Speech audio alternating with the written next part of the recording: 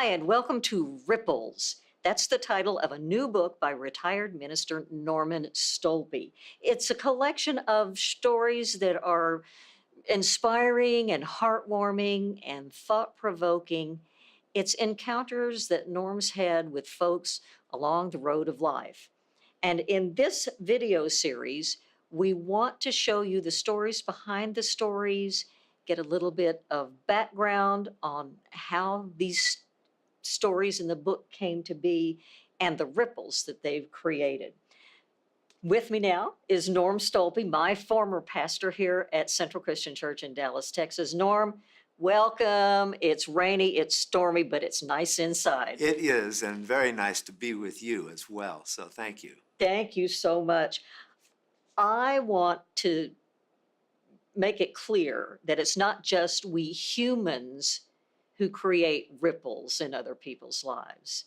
It can be a dog too. And in this case, it was a dog named Casey. Tell me about that. Well, absolutely. And when Tom Irwin and I began to become friends, anytime we were away from church and even sometimes at church, Casey was there, little miniature dachshund, full of life and full of energy. And I could just tell that they were bonded. They were connected to each other. And as Tom and I got better acquainted, and he helped me kind of recognize ripples in my life and in my relationships, I began to see that Casey had left a big ripple in his life. But the title of the story is The Reluctant Dachshund Lover. So it wasn't always so.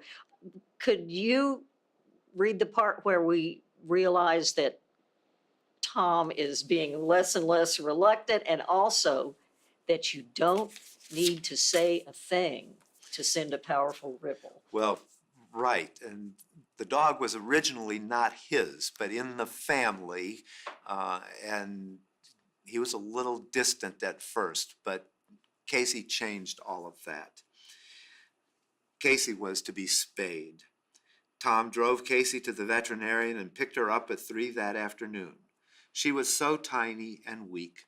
Tom hugged her and on the way home lifted Casey and laid her across the back of his neck like a mink stole. It was a 30-minute ride, and when they got home, Tom gently lifted Casey and placed her into the house, laid her on his lap, and pampered her. The next day, Tom realized their relationship was transformed. Indeed. And Casey was lovely. And Casey came to services in the sanctuary occasionally too. Yes, she did. She was very well behaved. Well, and one of her ripples actually was to encourage this congregation to reach out to other people with dogs. Mm-hmm.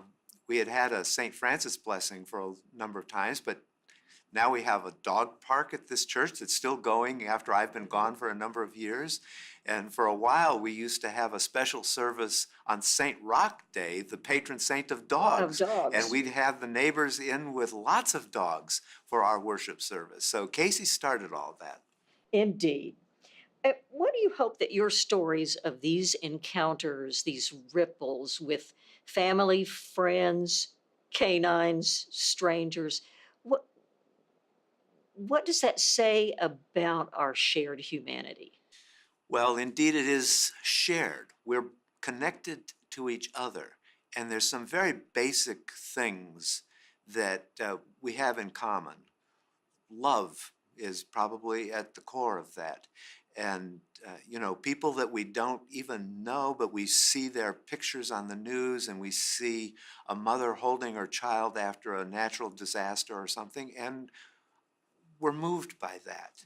And I think that's part of the point here, is to say we're connected. And whatever the things are that make us feel distant from each other, whether it's culture and language or whether it's politics and economics, there's still something very basically human that connects us to each other. And when we pay attention, we can leave ripples in the lives of people far from us, and we can receive those ripples as well, just by paying attention. Thank you so much, Norm. If you would like to buy Norm's book, Ripples, go to normstolpe.com. That's Norm, STOLPE.com. You may purchase the book there or find more information about it. And please look for our other videos about the book Ripples.